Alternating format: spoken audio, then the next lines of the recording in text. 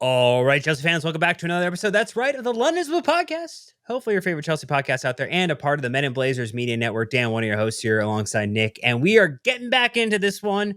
Chelsea continuing their journey in the FIFA Club World Cuppity Cup. That's right, Chelsea got it done in extra time.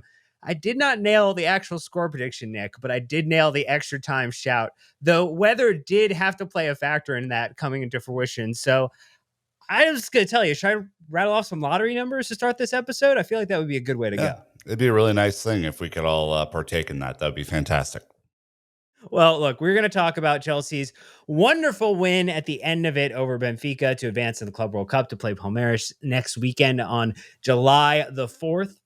And then we're going to get into some of the other elements of that pretty busy weekend that Chelsea have had related to the transfer market. Some Orny bombs, and then also some other reporting regarding one Jamie Gittins and one Joao Pedro, both information that came out over this weekend. So we'll get into a little bit of that before we do the deeper dive analysis that we do every time we have a new player signing with our good friend Sam, CFC Central, later this week. So just jumping into it. Off the top, Nick, good friend of the pod, Ben Jacobs, highlighting the fact that Chelsea have earned close to £40 million so far at the Club World Cup. A further £15 million or $21 million is at stake if they beat Palmeiras on July 4th. And he does contextualize that the tournament could effectively pay for Joao Pedro or Jamie Gittins, and if CFC go all the way, could cover either, plus Liam Delap. It's, financially, that's pretty nice. If only that were the way accounting works. It simply is not. And I think any of those tweets are silly in terms of like how you contextualize the ins and outs and signings and how Chelsea balance their books. Like, obviously, more revenue in equals good.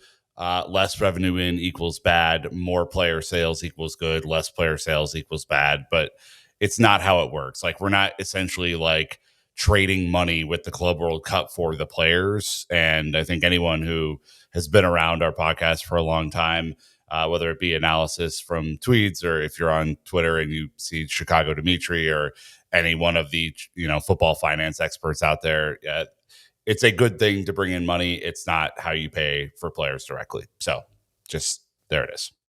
You could also say maybe it was 2 years in front of kit sponsor would have paid for a couple of these players too, Nick. That would be a good way to frame it as well. Would have been nice, Dan. Would have been nice to have a little commercial excellence at this club. But look, £40 million so far, not bad. I mean, just I don't know how far we go in this thing, but it'd be nice to get that extra 15 million by beating Palmeiras. And then you just beat Man City in the next round, and then you go to the final, and we'll get a chance to hang out in New York again together. It'd be great. Look, just to kind of remind people what happened, it was a 4-1 win in extra time. Reece James got the scoring started in the 64th minute with an absolute wonder goal in the way that he dead-eye looked the keeper and made sure that shot went in. That might be an all-timer, Nick. It might be an all-timer goal. It was as I was at the pub watching this game, I was like, Reece, you cheeky little bastard. That was a sneaky one, and he did an excellent job kind of recognizing where the goalkeeper was and the finish, especially when you look at the goalkeeper cam of that finish, the fact that it looked like a millimeter away from the post was just it shows the class that this dude still has on free kicks. And to have him healthy and be available to take some of those free kicks in the upcoming season would be a game changer for us. Well, as we then go about it, it was the 90th plus 5th minute when Angel Di Maria got his opportunity to put a penalty goal past us in this one to equalize at 1-1 after a very extended weather break, which we'll talk about in a bit. And also we'll talk about the handball that led to said penalty being awarded. But in extra time, from the 108th minute to the 117th minute, Chelsea just went on a frenzy and decided all the goals we didn't score earlier, we're just going to take care of business now. And Kunku in the 108th minute with absolute, the effort to get that goal across the line. Yep. Hat tip for that one. We were both wearing hats and recording this episode. Hat tip to you and Kunku for that, getting that one across the line. Pedro Neto in the 114th minute. Wonderful strike that he had. And Dewsbury Hall out of nowhere, off the top rope with the one to get it done. 117th minute. Hey, both Neto and Dewsbury Hall's finishes were nice. The little Primo. chip ski at the end from Dewsbury Hall, didn't see it coming. Pedro Neto starting to put some shots on target and put them away a little bit more consistently than we saw during the regular season. I think this is, some good signs. I mean, obviously the red card from Prestiani kind of, I think, seals Benfica's fate in the 92nd minute. I mean, it was silly. I don't know what he was thinking being on a yellow. It was probably the extended break. Forgot that he had picked up the yellow, but yeah, it Oopsie was daisy. yeah, oopsie daisy indeed. But Chelsea were struggling a little bit in extra time at the start, and then they kind of just turned on the afterburners and really did put it away with some style. So to the referee and everyone who made that extended break and the silliness possible, the quality does prevail.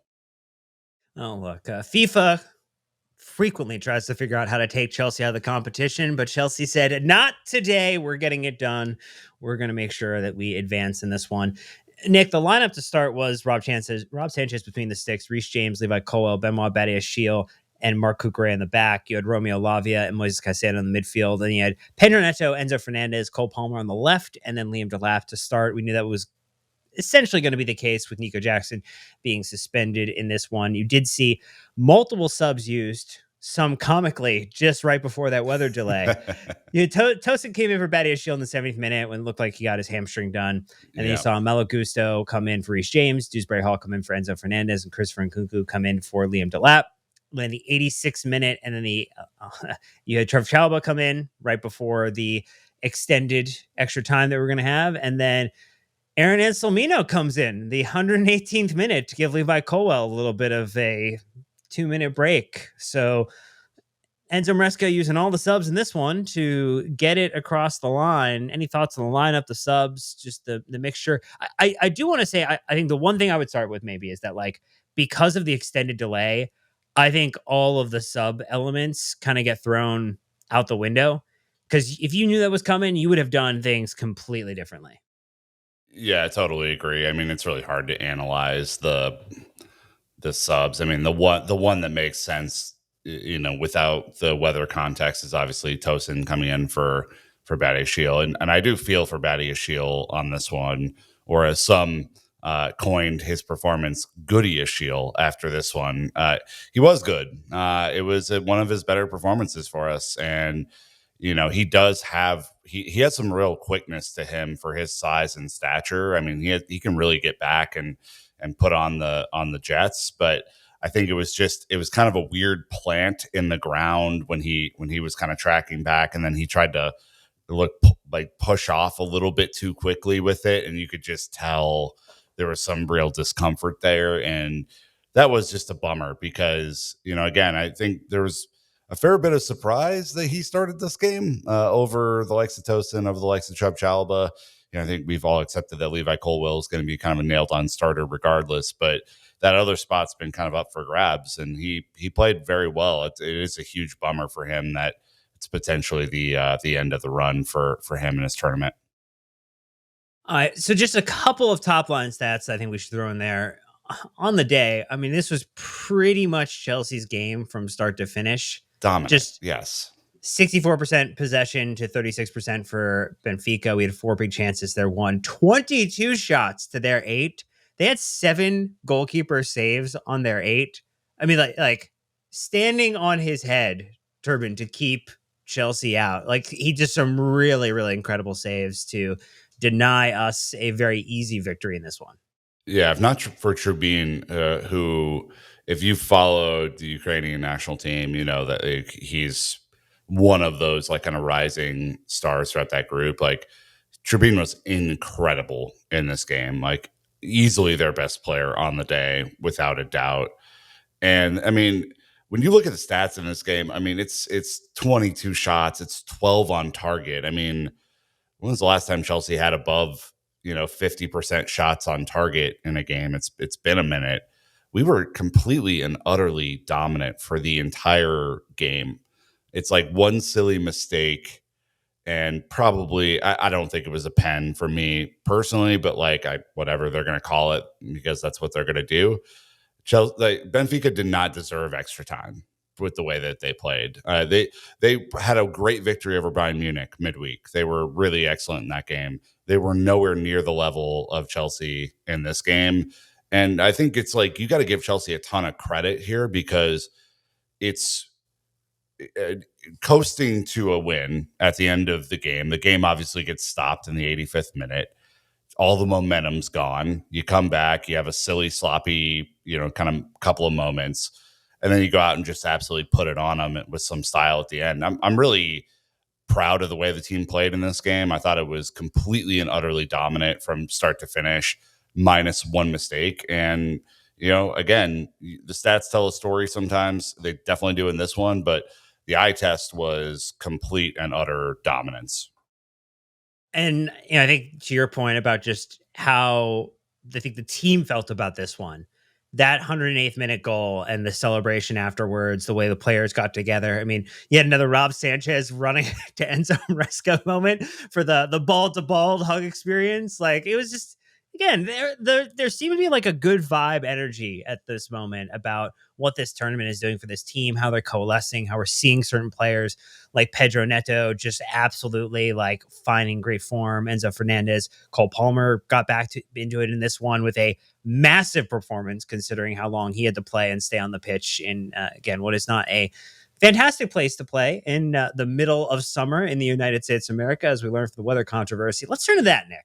Let's turn to the weather controversy. We'll do so after a first ad break. But I just want to kind of set the stage for people that we're going to talk about thunder and lightning, and we're going to give a little bit of an American perspective to this one for the 50% of our audience that listens rest of the world. So stay tuned and we'll be right back. All right, Nick, it was a 2-hour delay, but hopefully those who were listening to the ads did not have a 2-hour delay to listen to this part of the podcast where we talk about the thunderstorm in Charlotte, North Carolina with 4 minutes left in regular time. And boy, oh boy, that started a bit of a discussion. And I'm going to be honest, Nick, I was out having dinner during that part of the game because we made a reservation. Tactical mistake on my end.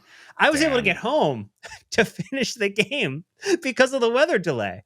So really, thank you, universe. Yeah, well, yeah, we're all super pumped for you in particular. So thank God. No, as your resident meteorologist here, let's just go through what you might expect in the U.S., particularly eastern half of the U.S. during the summer months. It is really hot. It is really humid. Those conditions make for thunderstorms. For those of us who are indoctrinated into the weather patterns of the U.S., the stoppage came as no surprise because this sort of thing happens all the time, basically from, you know, spring all the way through the end of fall. Like it is, our weather patterns here are abrupt. They happen very quickly. You don't have days and days to plan for a lot of these things. I mean, sometimes you do, but for thunderstorms that kind of pop up out of nowhere, like if you watch the radar for this one, clear skies, clear skies. There's a chance of thunderstorms. They put it like 35% chance of thunderstorms. The whole cell was north of Charlotte. And so I think there was an expectation that there wouldn't be a whole lot of activity around the stadium and downtown. And then they saw lightning. And let me tell you something. I get it. I understand everyone's frustration with this. I was frustrated with it, right? But for everyone who is like, well, common sense should prevail and they should have just finished out the game and all this other stuff. The minute that one person, fan, referee, player, stadium security guard, whatever, gets hit with a bolt of lightning or a rapid gust of wind blows a thing off of a shed and crushes someone, is the minute that this delay does not look silly at all. And I cannot emphasize this enough that like lightning is not predictable. If you see it, they have like a standard deviation within the states and the weather pattern that it's like a 30-minute delay. And if you see another one, it restarts the clock. If you see another one, it restarts the clock. Where I think a lot of the frustration came in is that they kept seeing lightning, thus they were resetting the clock constantly, but they weren't updating everyone really well about that. And that is, I get it. Again, I didn't want this. I'm just telling you how it is. Like, I am so used to this that it was not a shock to me, Dan, at all that this happened. And for those who are like, well, certainly that we need to build roofs over all these stadiums before the World Cup next year, it will not happen. Weather delays are going to be a part of the rest of this tournament and next summer's tournament. It is going to be really frustrating for a lot of people who are like, thunderstorms aren't that big of a deal until someone gets hurt. And then it's the biggest deal in the world. And you would have wished that you would have taken precautions, and it won't make anyone less frustrated. And I know that, but I'm just kind of explaining it from those of us who are used to this sort of thing. Yeah, I think that the hope is to explain one that heading into next year's World Cup, where people will be watching the matches taking place across the US, that the weather delays will likely happen again, that it's up to the commentators and the broadcasters to be able to better communicate that to viewers. Yep. I mean, you saw, I think, even from reporters in the stadium, in the way that the information trickled out across social media, that really that information wasn't coming out as fast and as furious as it needed to, either on the broadcast Yeah. or through social media, to keep people informed enough so that people are calm, understanding. And again, we know it's definitely a challenge potentially, if you're living in a part of the world where this meant the game started one day and ended in the next day, that's not a kind of a great feeling or experience to have. But Enzo Maresca did go on. He called the delay a joke. He also talked about like how it's not football, and he was very frustrated with it. Which, again, I think if you're 4 minutes away from being done with a game, like you're going to feel that way, and I completely acknowledge the energy behind it. I just think it is a matter of education and trying to be as thoughtful as possible if you do know that storms are coming in the future, to try to adjust kickoff times as much as possible to try to avoid that if you can. But there's not a whole lot that's going to be able to be done heading into the end this the end of the Club World Cup, because there are still matches that are going to be played in areas that potentially have inclement weather, and what happens next year in the World Cup. Well, you don't plan kickoff times around whether storms are going to happen or not. I mean, you can, there have been times in American sports like the NFL or whatever where you can, if you know that a big storm is coming, you might do a late adjustment, but that screws up people who have already bought tickets in advance too. It's like it's kind of damned if you do, damned if you don't. And again, it doesn't make this any less frustrating. It's just the weather is the weather. I can't describe it. I mean, people are saying don't play games where there could be inclement weather like this, where there could be like really serious, like thunderstorms, tornadoes, hurricanes, all that sort of stuff. FIFA chooses the venues, and they choose the venues because they want money. That's what this whole tournament's about, is money. So take it up with them. I don't know what to tell you. If you're playing games in Philadelphia, if you're playing games in Charlotte, if you're playing games in New York, you're playing games in Miami, there is a huge, huge chance that there's going to be inclement weather during the summer. It's just what happens. And, I could speak from the center of Tornado Alley in Kansas City. This shit pops up like crazy. Like, we had a thunderstorm today that no one expected, and it lasted for like 3 hours. So it's tough, and I get it. And I'm sorry for those watching abroad. It is not the best part of the experience. Well, let's talk about a couple of positive Chelsea experiences if we want to just get a little bit more into this one. I think, the extra time and those who had to carry the team from that restart through the end of it, not diminishing anyone who got subbed off because of the tactics within it, but we had a couple players who went the distance in this game. We had Moises Caicedo go the distance in this game. We had Cole Palmer go the distance. Pedro Neto went the distance. Like, there were some pretty awesome Kukurea standout performances just in terms of grit and determination in this one. Nick, do you have any things that you want to say, maybe just a little bit deeper on any of those one players, or just the total vibe that you took away from this game? I mean, it's a huge, huge gamble to play these guys for 120 minutes, especially after, the better part of, 4 hours of like total game time. I think the club is taking a massive risk this summer by throwing our first 11 out in every single game for the most part. I hope it doesn't go poorly, but it's scary. I mean, it's really, really scary to me Are, that are, that's happening.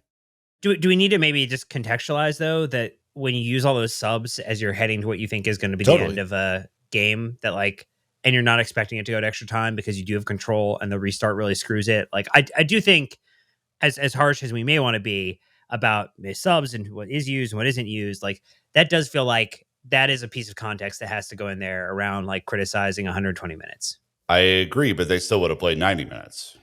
Again, I mean, this is like there was no real look for a sub, despite the fact there are options to back up all these different players to come in and do a job. But So you're rocking a 1-0 win though to the end of the game. I mean, like, are I you really said gonna? this.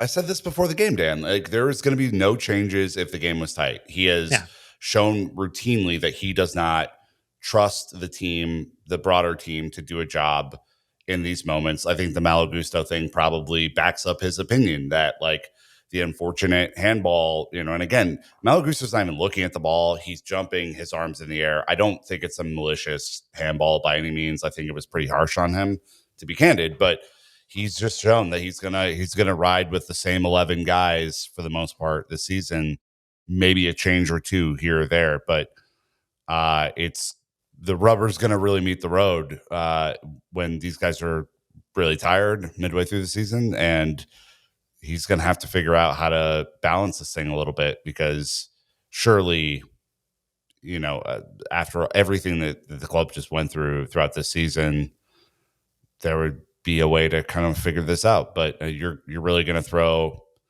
Caicedo, Cucurella, Palmer, the rest of these guys into the fire for the next season, and let's just hope that they don't have any serious injuries, that they don't tucker out too quickly.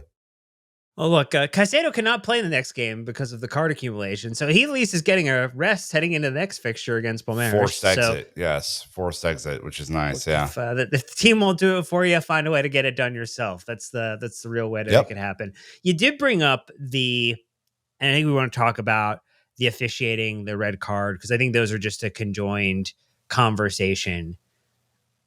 I mean, it was a bad officiating performance. It was a real bad officiating performance. Some of the tackles that were let fly in this one, and the way that players were being like catapulted off the ground through like contact on legs and through legs. I was really, really thinking that we were going to see multiple injuries in this game for our team. And for both teams because of what the match official was letting happen throughout the entire 90 and then through the remainder of extra time as well. So I thought that was absolute crap and garbage. I mean, ultimately, like the club should be looking to FIFA and saying, look, here's all the incidents where someone could have seriously gotten hurt over 90 minutes and 120 minutes. And like these are players, we're playing in a tournament. This is an investment. How are you allowing this individual to jeopardize like several players across this period of time and officiate this? Because there were so many moments I thought either like whether it was Caicedo or Enzo or Yep. Cucurella, when they went down, I have been getting some heart palpitations because of it. And look, I've gotten blood work done recently, and everything's okay with the old ticker. So I do believe it's match official related 100%. Yeah. I mean, first of all, he's a clown. I need to say that. I was so frustrated watching this, and he did not get control of the game, and the game spiraled out of control. And I think it was a lot of frustration from Benfica's perspective because they were just getting absolutely worked in this game by our team.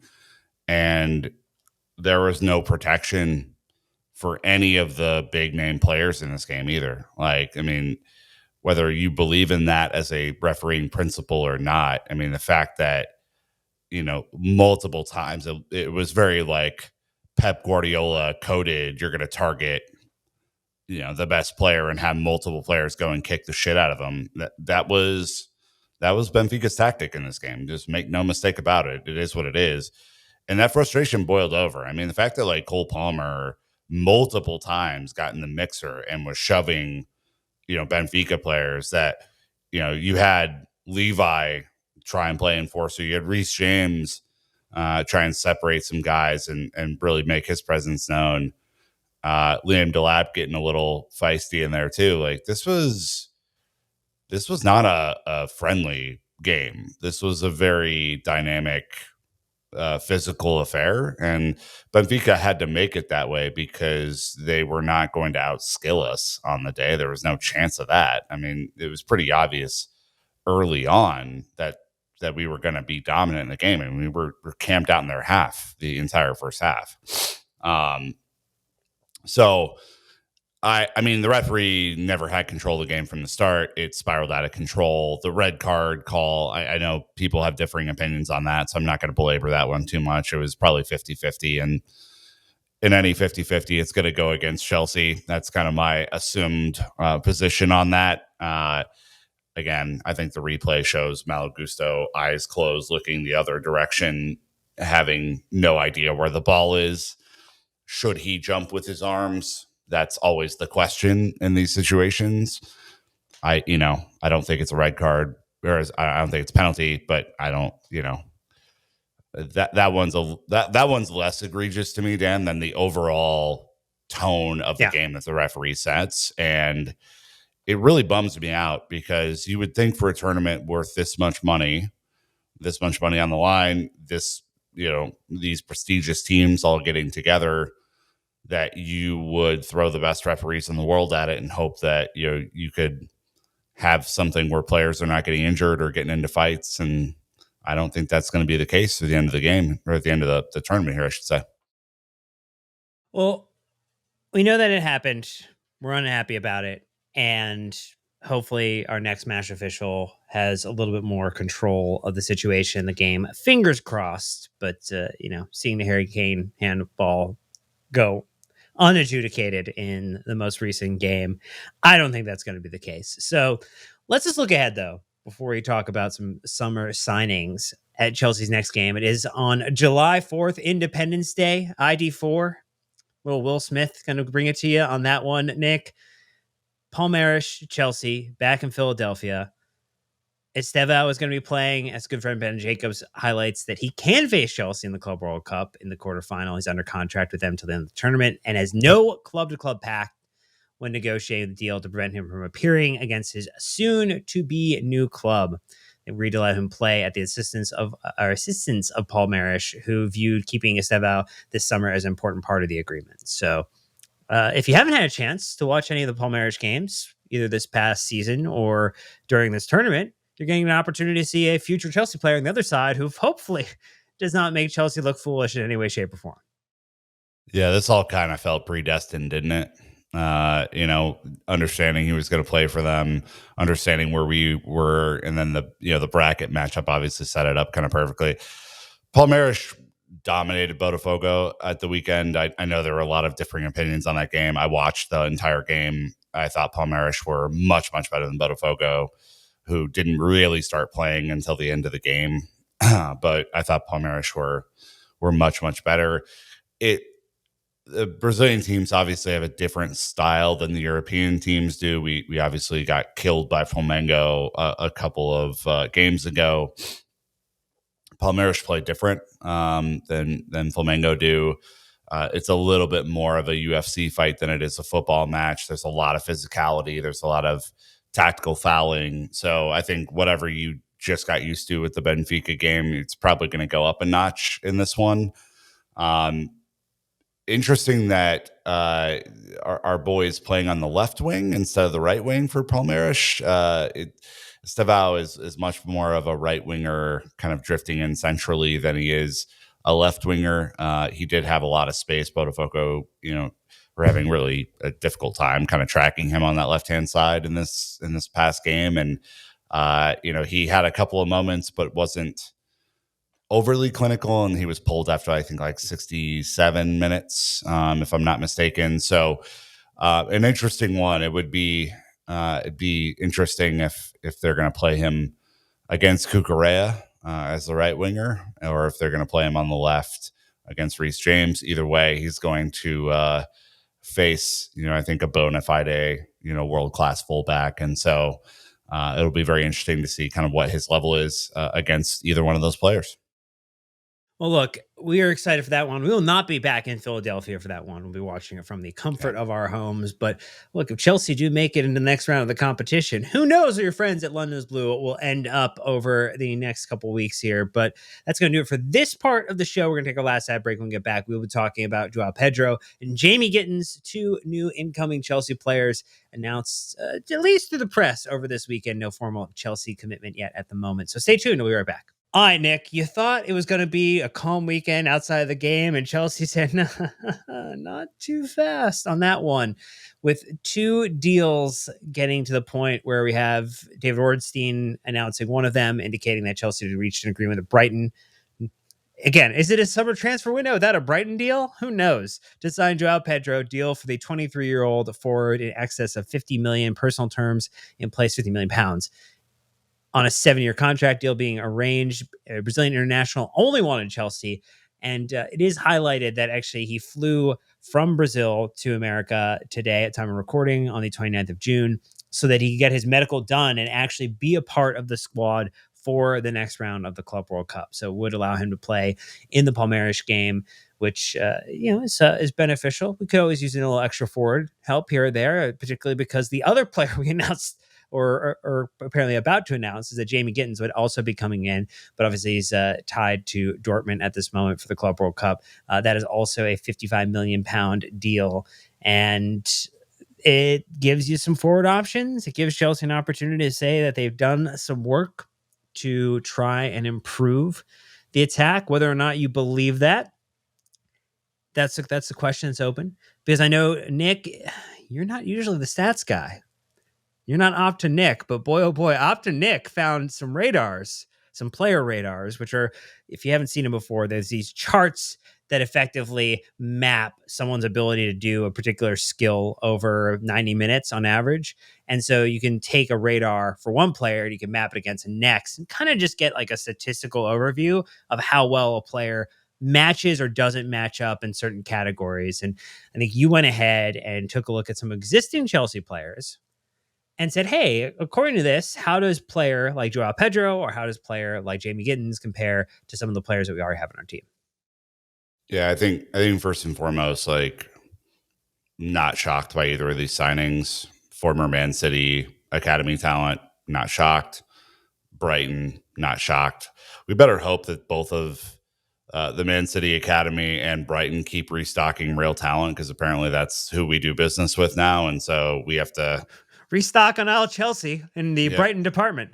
we have to really really hope that they do a better job over the next little bit, because it just kind of feels like those are the teams that we now negotiate with, and that's a very interesting factoid for what we were doing here. Um, it's I think just both these signings are really interesting to me, because neither one are kind of needle movers in terms of, like, are they better than what we have currently? The answer is not really, and that's going to be the interesting thing. Is obviously the people who are buying these players are projecting them to be at a level in the future where they are coming in today is actually kind of worse than where, kind of what we have. So Gittins, in particular, the only things that he does slightly better than Noni Madueke is shooting percentage, um, a little bit on, like, interceptions and tackles, a little bit on open play shots created for others, and then self created shot percentage. So he's a little bit more, you know, um, dynamic when creating his own shot. Although in this system, is he going to have that freedom? I don't know. I think that's going to be the question for him. Against Pedro Neto, he's a little bit more formidable against Neto than he is against Madueke. The radar's a little bit more in his favor, but is it enough? I don't know. We'll see. Pedro, who is a player that I like, and I like that he has Premier League experience, Huge. against someone like Christopher Nkunku, is not particularly close on anything except dribbles and assists, where he is slightly better in both categories. And then against Nicholas Jackson, he is Like I think Nicholas Jackson's just a much better player than he is right now.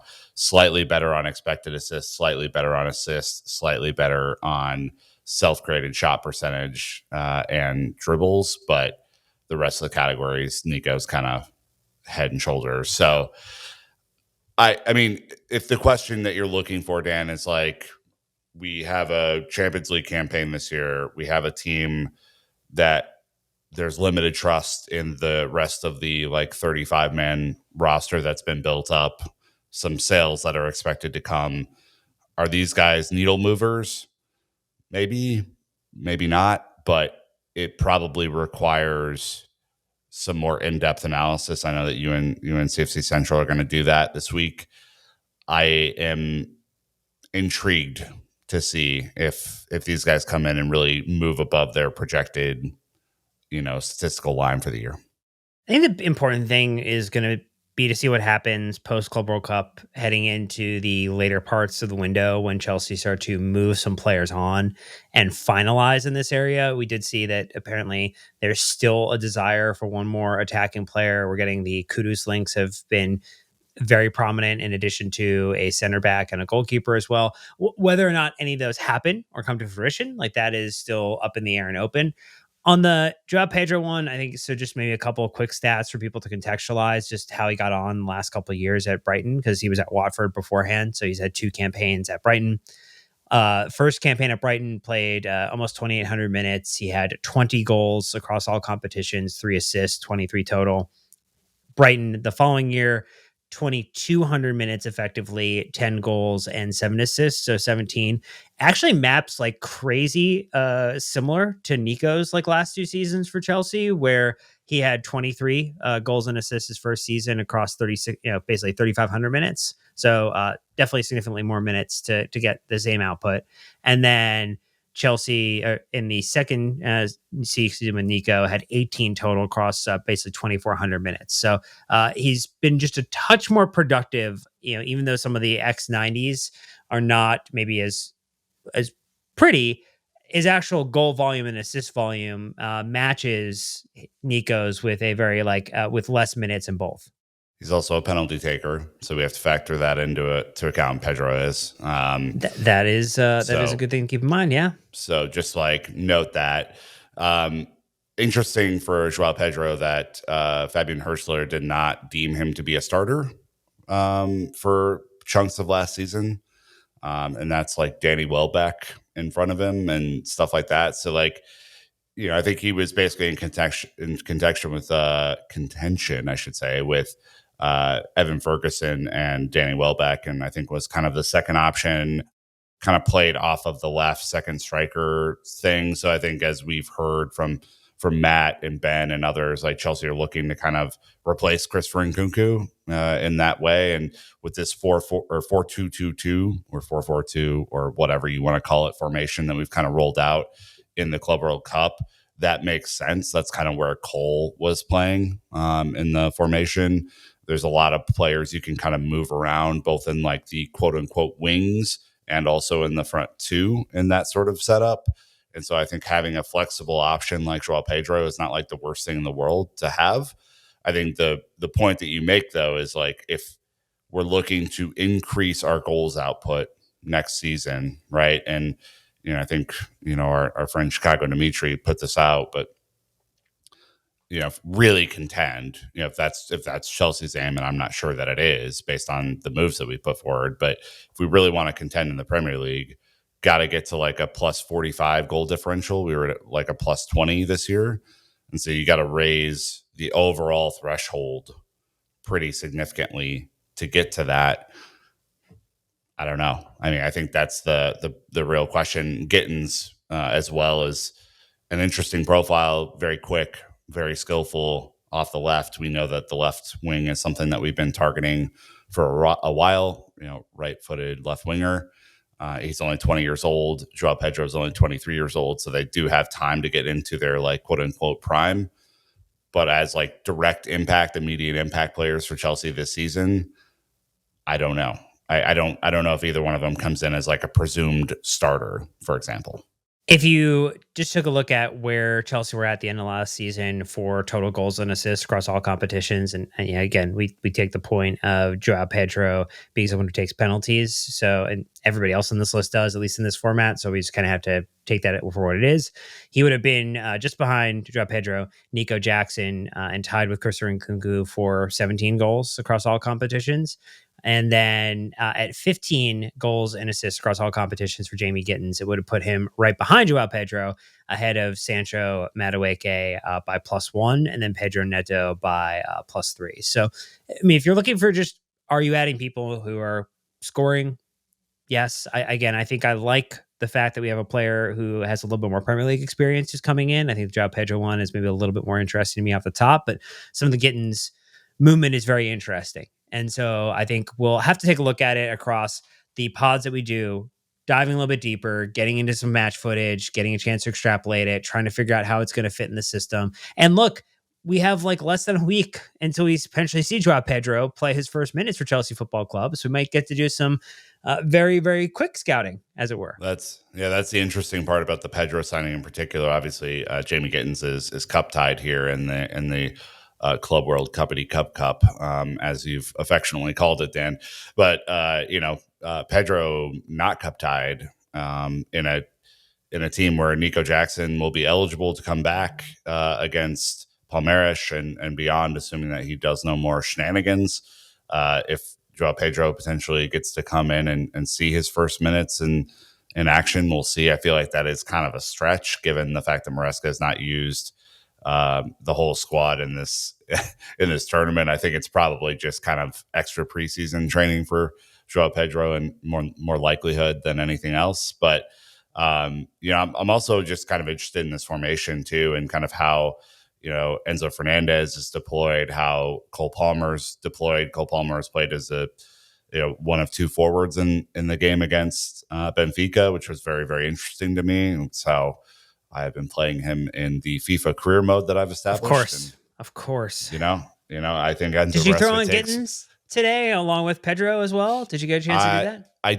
I did. My Nico Williams signing for my team was not potentially the right one to make, but I did pick up Gittins as well for another left wing option. But it'll be very interesting. I mean, I think the irony of all ironies with the 4-2-2-2, just to close this one out, is that you saw Cucurella and James doing a little bit more overlapping instead of inverting, because the formation's pretty tight in the central areas, and so there was a lot of room for the fullbacks to get forward and cause a little bit of chaos. And so uh, I like that. I like the fullbacks going overlapping if you can kind of make up the numbers with the midfielders kind of filling in those slots. And we know that someone like Moises Caicedo is more than capable of doing that on the right hand side as well. So very, very interesting to see kind of how all these profiles fit together. Well, we have had tons of conversation, but we have tons more coming your way over the next couple days as Chelsea continue to potentially do business. But we have a Gittins pod coming out, we'll have the Joao Pedro pod coming out, and Chelsea will be back on action on July 4th. So just less than a week away to our next game in the Club World Cup, and potentially advancing into the later stages of the competition, ensuring that you have Chelsea matches for us to review and talk to you about over the coming weeks. But that's going to do for this episode. So thank you so much for listening. Thank you so much for watching on YouTube. Don't forget to subscribe, like, comment, and share with your friends. But until next time, you know what to do. Keep blue flag flying high.